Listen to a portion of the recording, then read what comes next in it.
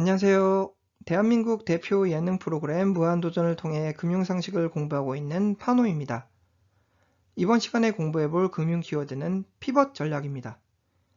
피벗 전략을 설명해줄 무한도전 에피소드는 지난 2009년 방송된 무한도전 식객 특집편이며 피벗 전략에 대한 완벽한 개념 정리를 위해 활약한 우리의 무한도전 멤버는 윤우님, 유재석 셰프님입니다. 자, 먼저 피벗 전략이라는 금융용어 기본 개념을 잘 함축한 무한도전 에피소드 15초 영상 자료부터 살펴보겠습니다. 칼국수를 요리하다가 밀가루를 뿌리는 것을 깜빡한 후 엉겨붙은 칼국수를 바라보면서 멘붕에 빠지는 우리의 유재석 셰프님의 당황하는 표정을 기억하시기 바랍니다. 먼저 피벗이란 영어 단어의 사전적 의미부터 살펴본다면 피벗이란 회전축을 의미합니다. 피벗의 개념을 스포츠 경기에 적용시킨다면 농구 등 한 발을 붙인 채 남은 한 발을 이리저리 돌려 방향을 바꾸는 스포츠 스킬을 의미합니다. 여기서 주목할 부분은 바로 한 발을 이리저리 돌려 방향을 바꾼다는 개념인데요. 그렇다면 비즈니스에서 피벗은 어떤 개념으로 통할까요? 비즈니스에서 피벗은 기존 수립한 사업 아이템을 포기하거나 방향 전환을 통해 새로운 신규 사업으로 진출하는 사업 전략을 의미합니다. 자, 그렇다면 지금부터 실제 비즈니스 세계에서 과거 성공적 피벗 전략을 추진했던 일부 피벗 전략 성공 기업 사례들을 간략히 살펴보겠습니다. 첫 번째 피벗 전략 성공 기업 사례는 우리에게 잘 알려진 넷플릭스 기업입니다.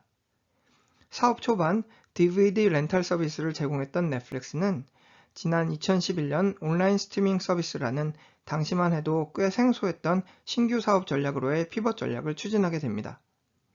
그리고 이전까지는 다른 유명 방송사들의 컨텐츠를 빌려서 재생하는 수동적 컨텐츠 사업에 연연하던 넷플릭스는 지난 2013년 독자적 컨텐츠 개발이라는 신규 사업 피벗 전략을 추진하기로 결정. 지난 2013년 하우스 오브 카즈라는 넷플릭스 오리지널 컨텐츠를 출시하게 됩니다. 그리고 이미 지난 2011년 온라인 스트리밍 서비스 피벗 전략과 지난 2013년 넷플릭스 오리지널 컨텐츠 피벗 전략에 성공한 넷플릭스는 글로벌 현지화 컨텐츠 전략이라는 세 번째 피벗 전략을 추진.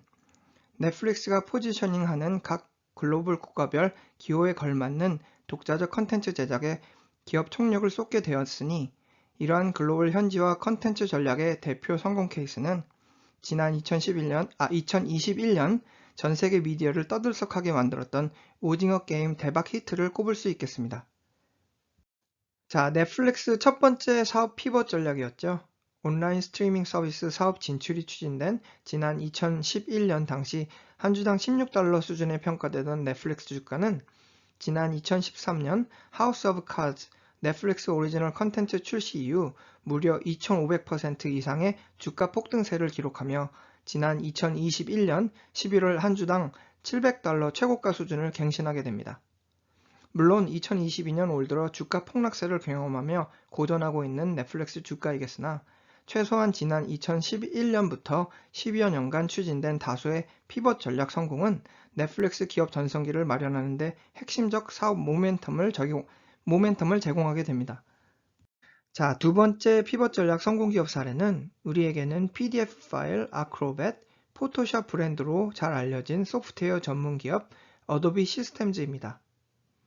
어도비는 지난 2013년 5월 클라우드에 기반을 둔 구독 서비스, 즉 서브스크립션 형태의 비즈니스 모델로의 전환을 통한 반복적 매출 구조를 추구하게 됩니다. 지난 2013년 당시 한 패키지당 약 250만원 상당이었던 기존의 포토샵 프로그램 패키지 판매를 전격 중단함과 동시에 그 대신 매달 만원에서 5만원 수준의 서브스크립션 수익 모델로의 전환을 선보였을 당시 월가 투자자들은 단기간 내 매출 수익성이 현격히 감소될 것이라는 기업 실적 악화에 대한 우려론을 제기하면서 어도비의 구독 서비스 신규 사업 결정을 강력히 비판하게 됩니다. 그러나 이후 서브스크립션 수익 모델로의 성공적 전환을 달성한 어도비 시스템즈는 초기 설치 비용을 현저히 낮춤으로써 신규 고객들의 유치에 성공함과 동시에 동일한 가격 수준에서 기존 일시불 상품 패키지에서는 경험할 수 없었던 다양하고 폭넓은 신규 서비스와 제품 업데이트를 통해 고객들의 만족도를 극대화시키게 되었으며 이는 곧 소비자들의 어도비 기업에 대한 높은 브랜드 신뢰도로 이어지게 됩니다. 어도비 주식 투자자의 관점에서도 구독 서비스라는 신규 사업으로의 성공적 피벗 전략 이후 어도비는 그야말로 주가 상승 및 기업 실적 향상이라는 두 마리의 토끼를 완벽하게 잡는 데 성공하게 됩니다.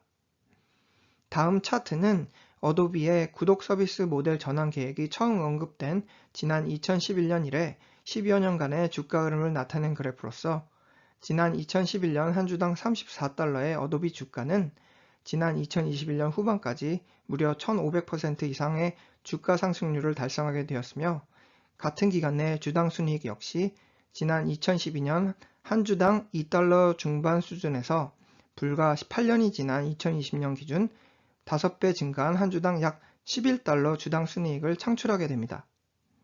지난 2013년 당시 어도비 기업 총 매출의 5% 수준에 머문 구독 서비스형 반복적 매출 수익 구조는 오늘날 어도비 기업 총 매출의 99%를 기여하는 핵심 사업 모델로 재편되었다는 점에서, 그리고 이 과정에서 주가 상승, 기업 가치 상승, 기업 실적 상승 등 모든 것을 완벽히 품 안에 확보했다는 점에서 어도비 기업의 지난 2013년 구독 서비스 피벗 전략은 그야말로 대성공 기업 사례로 분석됩니다. 세 번째 피벗 전략 성공 기업 사례는 백설공주, 미키마우스에서부터 아이언맨, 어벤져스 등 슈퍼히어로 캐릭터를 보유한 월트 디즈니를 꼽을 수 있겠습니다. 지난 2000년 초반 기업 정체성을 잃어가던 위기의 월트 디즈니를 구원하는 백기사 CEO가 출연했으니 그는 바로 다수의 전략적 M&A를 통해 미키마우스 캐릭터 기업을 아이언맨, 스타워즈, 데드풀 캐릭터 제국으로 성장시켜낸 월트 디즈니의 전설적 CEO 밥 아이거였습니다. 다음 차트는 지난 2005년 2월 월트 디즈니 CEO 취임 이후 밥 아이거 리더십화 추진된 핵심 M&A 전략들과 각각의 전략적 M&A를 통해 창출해낸 월트 디즈니 연매출 실적 지표를 정리한 그래프입니다. CEO 취임 1년차였던 지난 2006년 애니메이션 파워하우스 픽사에 대한 M&A 전략을 시점으로 이후 2009년 아이언맨과 어벤져스 캐릭터를 보유한 마블, 2012년 스타워즈 프랜차이즈를 보유한 루카스필름, 그리고 2017년에는 엑스맨, 데드풀, 심슨, 아바타를 보유한 21세기 폭스사에 대한 전략적 M&A를 통해 닥치는 대로 매력적 캐릭터 사업들을 기업 품 안에 확보하게 됩니다. 그리고 마침내 월트 디즈니는 지난 12년간 인수합병 전략으로 확보해낸 수많은 매력적 컨텐츠 사업 포트폴리오를 기반으로 디즈니 플러스 온라인 스트리밍 플랫폼을 지난 2019년 11월 공식 런칭하게 됩니다. 다음의 차트는 밥 아이거 임기 기간 내 월트 디즈니 주가 흐름과 같은 기간 내 미국 주식시장 대표 벤치마크 지수 S&P 500 지수 흐름을 종합 비교한 그래프입니다.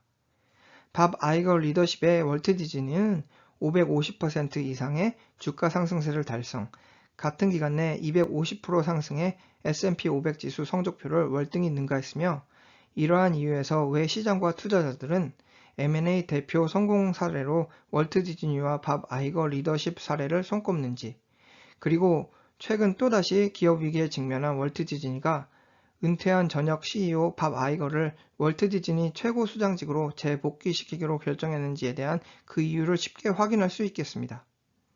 백설공주, 미키마우스 등 전통 유명 캐릭터 포트폴리오에 연연한 채 서서히 기업 정체성을 잃어가던 월트 디즈니에게 이후 활발한 전략적 M&A를 통해 확보된 아이언맨, 어벤져스, 스타워즈 등 매력적 컨텐츠 캐릭터 확보를 기반으로 성공적 기업 턴어라운드의 발판을 마련한 밥 아이거 CEO 산하 추진된 M&A 전략을 역시 미국 기업 역사상 가장 성공적 기업 피벗 전략 사례로 손꼽고 있겠습니다.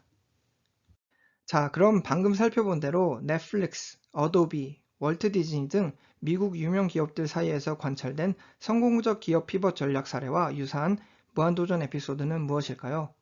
바로 지난 2009년 방송된 무한도전 식객 특집편이었습니다.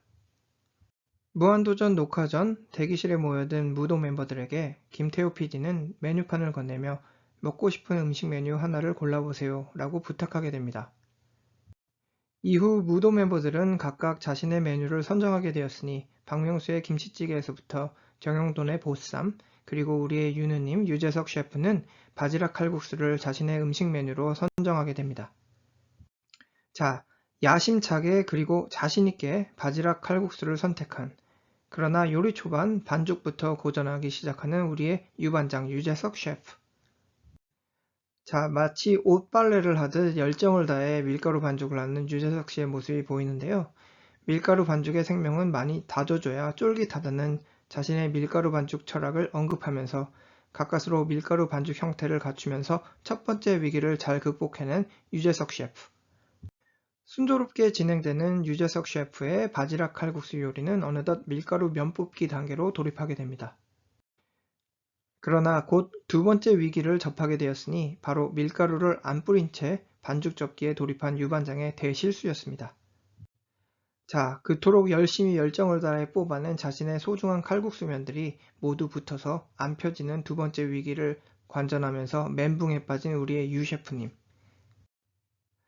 첫 번째 탈락자 등장이라는 노홍철의 비난과 이거 거의 바게트 빵 수준이네 라는 정용돈의 비난을 접하면서 그야말로 멘붕에 빠지게 된 바로 그 순간, 유 셰프는 결국 기존 바지락 칼국수에서 수제비로의 메뉴 변경 피벗 전략을 전격 추진하게 됩니다.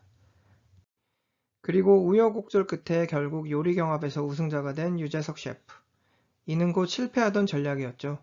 바지락 칼국수 메뉴에서 새로운 전략, 수제비 메뉴로의 변경을 통해 우승을 이끌어낸 무한도전 내 성공적 피벗 전략 사례였습니다. 참 아이러니한 점은 앞서 살펴본 대로 성공적 기업 피벗 전략을 통해 승승장구해오던 넷플릭스, 어도비, 월트 디즈니는 모두 현재 기업 냉각기 상황을 경험 중에 있다는 점이겠으니 이러한 과거 피벗 성공 기업들의 최근 고전 상황은 2022년 주가 흐름 하나만으로도 충분히 입증되는 상황입니다. 다음 주가 차트는 2021년 11월부터 2022년 11월까지 최근 1년간 넷플릭스, 어도비, 월트 디즈니 주가 흐름을 비교한 그래프로서 모두들 약 마이너스 30%에서 마이너스 50% 이상의 주가 폭락세를 경험하는 한편 이는 같은 기간 내에 마이너스 15% 하락세를 경험하는 S&P 500 지수라는 미국 주식시장 대표 벤치마크 지수 흐름과의 비교에서도 형편없는 주가 성적표를 기록 중에 있습니다. 과거 성공적 피벗 전략을 통해 화려한 기업 부활에 성공했던 넷플릭스, 어도비, 월트 디즈니는 또다시 성공적 기업 피벗 전략을 통해 현재 기업 위기 상황을 다시금 잘 극복해낼 수 있을까요? 자, 방금 살펴본 넷플릭스, 어도비, 월트 디즈니 못지않게 현재 성공과 실패라는 큰 갈림길에 놓여있는 또 하나의 유명 블루칩 테크 기업이 존재하겠으니 바로 우리에게는 페이스북, 인스타그램 브랜드로도 유명한 페이스북, 최근에는 기업명을 바꿨죠. 바로 메타 플랫폼 기업입니다. 우선 왼쪽 모바일 앱 사진이 보이시죠? 지금 당장 여러분의 스마트폰을 켜시면 아마도 바탕화면에 최소한 저들 3개 중 2개 이상의 모바일 앱이 깔려 있으시지 않을까 생각되는데요. 페이스북, 인스타그램, 왓츠앱 등 페이스북 또는 메타 플랫폼이 보유한 SNS 서비스는 오늘날 현재 약 15세 이상 글로벌 전체 인구들의 61%가 최소한 1개 이상의 메타 플랫폼을 보유하고 있다는 것으로 집계되는 한편 오른쪽 막대 그래프에서 관찰되듯이 매달 페이스북 SNS 서비스를 이용하는 사람들은 무려 35억 명 이상 수준으로 집계 분석됩니다. 이처럼 막강 파워를 지닌 SNS 서비스 업계의 넘사벽 기업 페이스북이겠으나 지난 2021년과 2022년 최근 2년은 페이스북 기업 역사를 통틀어 최악의 암흑기가 아닐까 판단됩니다. 지난 2021년 4월 애플 기업으로부터의 핵폭탄 투하를 시점으로 지난 2021년 10월에는 기업 비리 내부자 고발로 최악의 기업 내외부 위기 상황에 봉착한 페이스북은 지난 2021년 10월 기업명을 기존 페이스북에서 메타 플랫폼으로 전격 변경함으로써 새로운 기업 피벗 전략을 추진하게 됩니다. 그러나 이후 지난 2021년 12월 SNS 업계 대표 라이벌 기업 틱톡에게 지속적으로 시장 점유율과 유저 수를 잠식당하는 한편 이후 발표된 지난 2022년 초 실망스러운 분기 실적 발표는 천문학적 수치의 페이스북 시가총액을 증발시켜버리게 되었으니 결론적으로 페이스북 기업비리 내부자 고발이 발생하기 바로 한 달 전이었던 지난 2021년 9월부터 단 1년 만에 페이스북 주가는 무려 마이너스 65% 폭락세를 경험하게 됩니다. 기업 최대 위기에 봉착한 페이스북을 살려내기 위해 페이스북 공동 설립자이자 CEO 마크 저커버그가 제시하는 새로운 기업 피벗 전략은 바로 메타버스 신사업 진출을 향한 출사표, 그리고 이러한 기업 의지를 표명하는 차원에서 기업명조차도 기존 페이스북에서 메타 플랫폼으로 변경하게 된 야심찬 기업 피벗 전략이었습니다. 흥미로운 점은 2022년 현재 진행되는 페이스북 메타 플랫폼 기업 상황은 정확히 10년 전이었던 지난 2012년 페이스북 기업 상황과 유사성이 관철된다는 점이겠습니다. 지난 2012년 페이스북의 마크 저커버그가 데스크탑 솔루션을 뛰어넘은 모바일 기기로의 페이스북 기업 포지셔닝 전략을 시장에 선포했을 당시 페이스북 기업 내 외부 반발과 회의심에 봉착했으나 이러한 투자자들의 의구심을 완벽히 타파시키면서 글로벌 최대 SNS 서비스 기업으로 승화시켜냈던 페이스북 CEO 마크 저커버그였습니다. 10년이 흐른 2022년 현재 메타 플랫폼 CEO 마크 저커버그는 지난 2012년과 유사한 사업 상황, 즉 메타버스 신사업 진출에 대한 시장의 의구심에 직면하고 있으며 이에 대한 시장의 찬반론 역시 팽팽한 접전을 벌이고 있습니다. 지난 2012년 데스크탑 솔루션에서 모바일 스마트 기기로의 성공적 기업 피벗 전략을 진두지휘한 페이스북의 마크 저커버그는 현재 진행형에 있는 2022년 메타버스 피벗 전략 상황에서도 또 한 번의 성공적 기업 피벗 전략을 이끌어낼 수 있을지 매우 흥미로운 기업 상황입니다. 자, 결론입니다. 피벗이란 영어 단어의 사전적 의미는 바로 회전축을 의미합니다.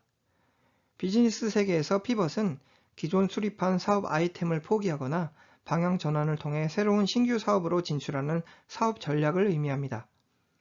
과거 넷플릭스, 어도비, 월트 디즈니, 페이스북 기업 사례로 입증된 성공적 기업 피벗 전략 시장 이벤트들. 이와 유사한 무한도전 내 피벗 전략 성공 사례는 바로 지난 2009년 방송된 무한도전 식객 특집편에서 밀가루 반죽 대실패로 난관에 봉착했던 유 셰프의 기존 바지락 칼국수 메뉴에서 수제비 메뉴로의 변경 사례였습니다.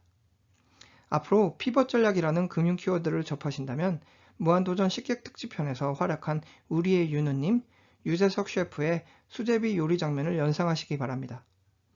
이상으로 국민 예능 프로그램 무한도전을 통해 살펴본 피벗 전략에 대한 개념 정리였습니다.